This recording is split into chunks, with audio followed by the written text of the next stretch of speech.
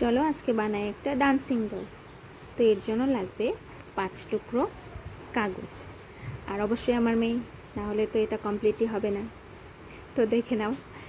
তো এটার পা প্রথমে আমি পা বানিয়ে নিলাম। তো পা বানানোর জন্য একটা কাগজকে আমি আঠা দিয়ে দুপাশে লাগিয়ে নিলাম, আর একটা বেস ক্রিয়েট করার জন্য একটা কাগজ নিয়ে নিয়েছি। এরপরে আরেকটা কাগজ রাউন্ড শেপ করে এর বডি বানিয়ে নিলাম। দেখো আমার মেয়ে কিন্তু ধরে আছে 2 হাত দিয়ে।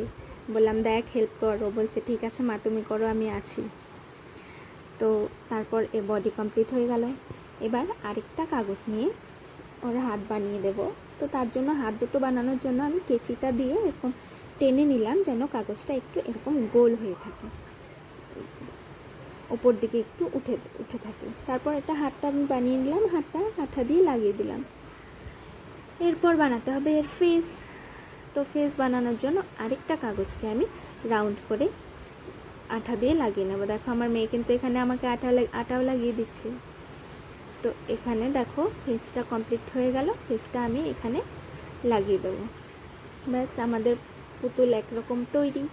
তো এরপর দিয়ে দেব এর চোখ, আর এর একটা বো বানিয়েছি, বোটা লাগিয়ে দেবো। বোটাও কিন্তু ও আমাকে লাগাতে দেবে না, তোমরা দেখবে। ও দেখবে ও নিজে হাতে লাগাবে। দেখো বোটা ও নিজের হাতে লাগিয়ে দেবে। তো হয়ে গেল আমাদের টয় কমপ্লিট। এটা দিয়ে ও আজকে সারা বিকেল ও এটা দিয়েই খেলেছে। থ্যাংক ইউ, ভালো লাগে।